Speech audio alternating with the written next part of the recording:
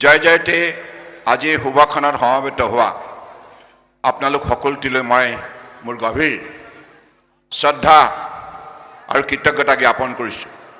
কৃতজ্ঞতা এইকাৰণে জ্ঞাপন কৰিছোঁ, তিনিখন পঞ্চায়তৰ ৰাইজ এই স্থানলৈ আহিছে আমাক উৎসাহিত কৰাৰ বাবে।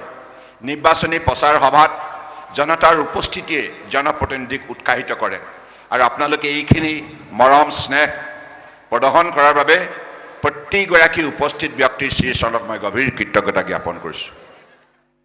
পৰম শ্ৰদ্ধা ৰাইজ, ইতিমধ্যে আমাৰ উপৰোক্ত বক্তাসকলে 2024 লোকসভা নিৰ্বাচন দেশৰ বাবে কিমান গুৰুত্বপূৰ্ণ, এই নিৰ্বাচনৰ যোগেদি ভাৰতবৰ্ষৰ মাননীয় প্ৰধানমন্ত্ৰী ডাঙৰীয়াই দেশৰ 140 কোটি 44 লাখ লোকক কেনেধৰণৰ লক্ষ্য স্থিৰ কৰিছে। আমি ইয়াত বহুত বয়োজ্যেষ্ঠ লোক আছে, বহুত জ্যেষ্ঠ লোকে জীৱনত বহুতবাৰ বহু নিৰ্বাচনত ভোটদাতা ৰাইজ হিচাপে অংশগ্ৰহণ কৰিছে। আপোনালোকে পঞ্চায়ত নিৰ্বাচন হওক, বিধানসভা নিৰ্বাচন হওক, লোকসভা নিৰ্বাচন হওক, বিভিন্ন পৰ্যায়ৰ নিৰ্বাচনত আপোনালোকে আপোনালোকৰ গণতান্ত্ৰিক সাংবিধানিক দায়িত্ব নিষ্ঠাৰে পালন কৰিছে। কিন্তু এই নিৰ্বাচনৰ এটা বিশেষ লক্ষ্য আছে, যি লক্ষ্য পূৰ্বতে কংগ্ৰেছে 60 বছৰ কাল ৰাজত্ব কৰাৰ পাছতো বহু কংগ্ৰেছৰ প্ৰধানমন্ত্ৰী শাসনভাৰ পৰিচালনা কৰিলে, পণ্ডিত জৱাহৰলাল নেহৰুৰ পৰা আৰম্ভ কৰি একেবাৰে ডক্টৰ মনমোহন সিঙলৈকে। কিন্তু কোনো দিনেই কংগ্ৰেছ চৰকাৰখনে ক্ষমতাত থাকি ভাৰতবৰ্ষৰ সকলো শ্ৰেণীৰ ৰাইজৰ বাবে লক্ষ্য স্থিৰ কৰিব নোৱাৰিলে।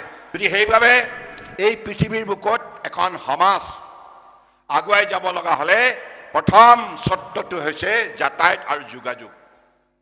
আৰু উত্তৰ পূৰ্বাঞ্চল অসমকে ধৰি 8খন ৰাজ্যৰ যাতায়াত আৰু যোগাযোগৰ ক্ষেত্ৰত আটাইতকৈ কংগ্ৰেছৰ কাৰ্যকালত আমি পিছ পৰি আছিলোঁ। আপোনালোকে আৰু এটা উদাহৰণ দিওঁ, কংগ্ৰেছে 60 বছৰ ৰাজত্ব কৰি কেৱল 6খন মেডিকেল কলেজ বনাইছিল, 6খন। আৰু মোদী ডাঙৰীয়াই 10 বছৰ ৰাজত্ব কৰি বিজেপিয়ে 26খনলৈকে মেডিকেল কলেজ নিৰ্মাণ কৰা কাৰ্যত আত্মনিয়োগ কৰিলে। 18খনকৈ কেঞ্চাৰ কেয়াৰ হস্পিটেল নিৰ্মাণৰ বলিষ্ঠ পদক্ষেপ ল'লে। এই হৈছে আমাৰ প্ৰতি, অসমীয়াৰ প্ৰতি দেখুওৱা আন্তৰিকতা। ইয়াৰ উপৰিও মোদী ডাঙৰীয়াই আটাইতকৈ ডাঙৰ কাম কি কৰিলে জানেনে? অসমীয়া মানুহে এইটো পাহৰা উচিত নহয়। আমি খাৰ খোৱা অসমীয়া, আমি গৌৰৱ কৰোঁ। স্বৰ্গদেউ চাওলুং চুকাফাই ত্ৰয়োদশ শতিকাত আজিৰ পৰা 800 বছৰ আগতে যেতিয়া বৰ অসম নিৰ্মাণৰ বাবে আধাৰশিলা স্থাপন কৰিছিল, 600 বছৰীয়া সৌ গৌৰৱ জল শক্তিশালী আহোম ৰাজত্বৰ পাতনি মেলিছিল।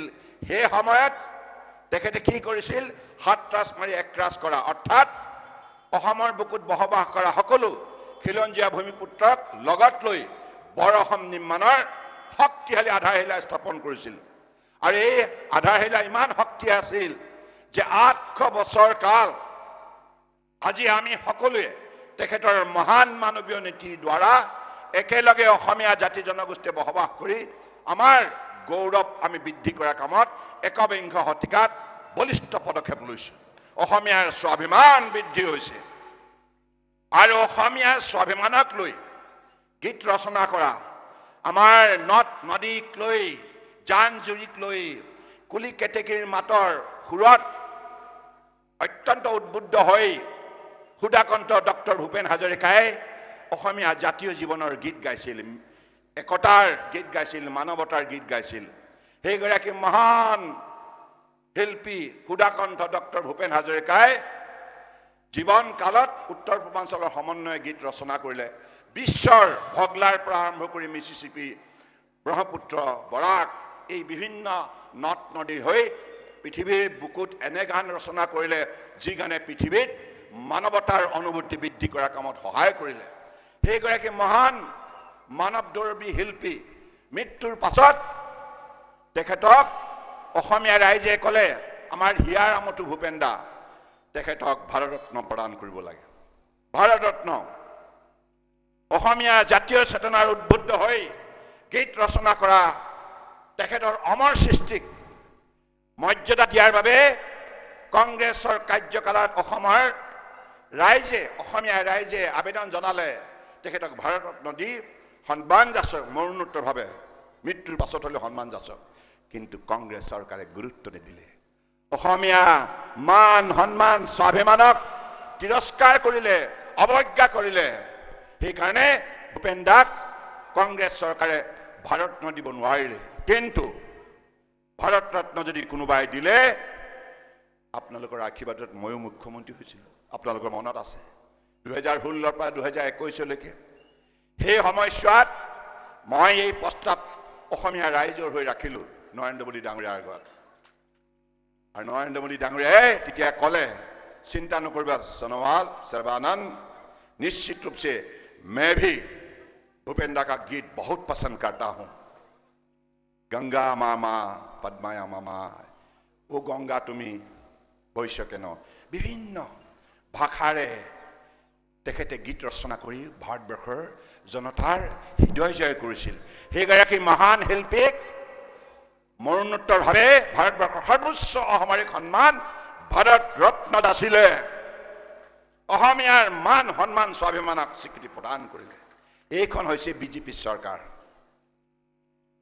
আৰু অসমীয়া গামোচাখন আপোনালোকে সকলোৱে দেখিছে, কংগ্ৰেছৰ কোনো নেতাই, কোনো প্ৰধানমন্ত্ৰীয়ে পণ্ডিত নেহৰুৰ পৰা আৰম্ভ কৰি ডক্টৰ মনমোহন সিঙলৈকে অসমীয়া গামোচাখন কান্ধত কোনোদিনে লোৱা আছিল। অসমীয়া গামোচাখন কোনে বৈ উলিয়াই দিয়ে?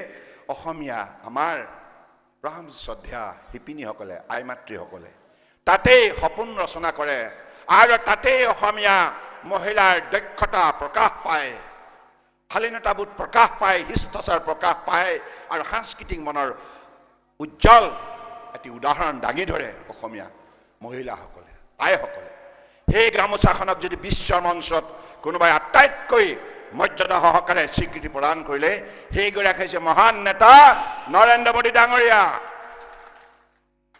আৰু স্বৰ্গদু চাওলুং চুকাফাই সকলো জাতি জনগোষ্ঠীক লৈ সমাজ নিৰ্মাণ, ৰাজ্য নিৰ্মাণ, বৰ অসম নিৰ্মাণৰ যি আদৰ্শ ৰচনা কৰিছিল, সেই আদৰ্শক মোদী ডাঙৰীয়াই আন্তৰিকতাৰে স্বীকাৰ কৰিলে। তেখেতো ভাৰতবৰ্ষৰ 140 কোটি জনগণক ঐক্যবদ্ধ কৰাৰ বাবে, জাতি জনগোষ্ঠী ভাষা ভাষী ধৰ্মৰ লোকক ঐক্যবদ্ধ কৰাৰ বাবে তেখেতে কি সাৰ্বজনীন নীতি হাতত ল'লে? সেই নীতি হ'ল সবকা সাথ, সবকা বিকাশ, সবকা বিশ্বাস আৰু সবকা প্ৰয়াস। গতিকে অসমীয়াক আজি মই অসমীয়া হিচাপে সঁচাই বৰ গৌৰৱ উপলব্ধি কৰোঁ। আৰু তেখেতৰ আদৰ্শৰ অনুপ্ৰাণিত হৈ যেতিয়া এই অভাজনক আপোনালোকে মুখ্যমন্ত্ৰী দায়িত্ব দিলে, আপোনালোকে ক'লে সৰ্বানন্দ ভালকে ৰাজ্য চলাব লাগিব, সকলো জনগোষ্ঠীক মৰ্যাদা দিব লাগিব। আমাৰ কাৰ্যকালতে আৰম্ভ হ'ল খিলঞ্জীয়া ভূমিপুত্ৰসকলৰ স্বাভিমান ৰক্ষা কৰা আৰু সকলো প্ৰবাদ পুৰুষক ৰাজ্যিক পৰ্যায়ত মৰ্যাদা প্ৰদান কৰা। স্বৰ্গদেউ সৰ্বানন্দ সিংহ, ৰাঘৱ মৰাণ, বীৰ ৰাঘৱ মৰাণ, বীৰ লাচিত, বীৰ চিলাৰায়, সতী সাধিনী, সতী ৰাধিকা, সতী জয়মতী, বিভিন্ন গৰাকী যিসকল মহান অৱদান আছে অসমীয়া জাতিগঠন প্ৰক্ৰিয়াত, অসমীয়াৰ বীৰত্ব প্ৰতিনিধিত্ব কৰা এইসকল বিশ্ববৰেণ্য প্ৰবাদ পুৰুষক আমাৰ স্মৃতি চিৰজীৱন কৰিবৰ কাৰণে আমাৰ কাৰ্যকালতে বিভিন্ন ধৰণৰ কাৰ্যসূচী লোৱা হ'ল। আৰু আটাইতকৈ ডাঙৰ কথা, এতিয়া আকৌ বিৰোধীয়ে মোক কৈ ফুৰিছে নিমাতী কইনা, গাছৰ মূঢ়া আৰু কি কি কয় দেউতা, বহুত গালি পাৰিছে। মই বোলো ভাত গালি পাৰিলক। আমাৰ গুৰুসকলে কিন্তু আমাক শিষ্টাচাৰ সদায় অটুট ৰাখিবলৈ কৈছে। আপোনাৰ ব্যৱহাৰে আপোনাৰ পৰিচয় নহয়। গুৰু শ্ৰী শ্ৰী অনিৰুদ্ধদেৱ প্ৰভুৱে আমাক মহান বাণীৰে, মানৱীয় বাণীৰে উদ্বুদ্ধ কৰি গৈছে। সমাজখন সুস্থিৰতা, শালীনতাবোধ ৰক্ষা কৰি আগুৱাই নিবৰ বাবে পৰামৰ্শ দি গৈছে, অমৃত বাণী দি গৈছে। তাক অসমীয়া সন্তানে উলংঘন কৰা উচিত নহয়। অসমীয়া সন্তানে সেই পৰম্পৰা, মহাপুৰুষ শ্ৰীমন্ত শংকৰদেৱ, মাধৱদেৱ, অনিৰুদ্ধদেৱৰ সেই মহান পৰম্পৰাক বিনষ্ট কৰাৰ কোনো অসমীয়া সন্তানৰ অধিকাৰ নাই, কৰা উচিত নহয়, হয়নে? গতিকে যাই কি নহওক, আপোনালোকে শুনি আৰু এটা কথা মই ভাবো মনত ৰখা উচিত। মনত আছে অসমীয়া খিলঞ্জীয়া ৰাইজৰ অধিকাংশ গাঁৱৰ মাটি পট্টা নাছিল, মাটি আছে পট্টা নাই। আৰু আমাৰ 2 লাখৰ ওচৰা ওচৰি ক্ষুদ্ৰ চাহ খেতিয়কৰ মাটি পট্টা অভাৱৰ বাবে বেংকৰ কোনোদিনে লোন নাপায়। কংগ্ৰেছৰ কাৰ্যকালত বহুত বাৰ চিঞৰি চিঞৰি ক'লে, বিধানসভাৰ মজিয়াত আলোচনা হ'ল, কিন্তু কংগ্ৰেছ চৰকাৰে এই খিলঞ্জীয়া ভূমিপুত্ৰসকলৰ হৃদয়ৰ আৰ্তনাদ শুনিবলৈ প্ৰস্তুত নাছিল। কাৰণ এই কংগ্ৰেছে 60 দশকৰ পৰাই অসমীয়া জাতিক ধ্বংস কৰাৰ বাবে নানা ধৰণৰ ষড়যন্ত্ৰ ৰচনা কৰি বিভিন্ন সময়ত অসমীয়া ৰাইজক জীয়াতু হুগাইছে। এই কথা আপোনালোকৰ মনত আছে। চীন দেশে যেতিয়া ভাৰতবৰ্ষৰ আক্ৰমণ কৰিছিল 1962 এই উত্তৰ পূৰ্বাঞ্চলৰ পৰাই আৰম্ভ কৰিছিল। সেই সময়ত অসমীয়া জাতিয়ে চিঞৰি চিঞৰি ক'লে, কংগ্ৰেছৰ প্ৰধানমন্ত্ৰী আছিল পণ্ডিত জৱাহৰলাল নেহৰু, ক'লে যে আপোনালোকে আমাক ৰক্ষা কৰক, চীনৰ আক্ৰমণৰ পৰা আমাক ৰক্ষা কৰক। তেতিয়া পণ্ডিত নেহৰু লণ্ডনৰ পৰা ঘোষণা কৰিলে, মই তোমালোকক ৰক্ষা কৰিব নোৱাৰো শত্ৰুৰ কবলৰ পৰা।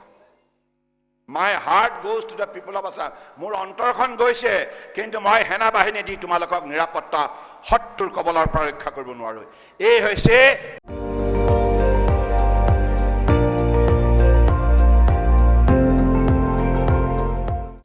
আপুনি চাই আছে ND24, সৰ্বশ্ৰেষ্ঠ নহয় সৰ্বোত্তমৰ দৌৰ।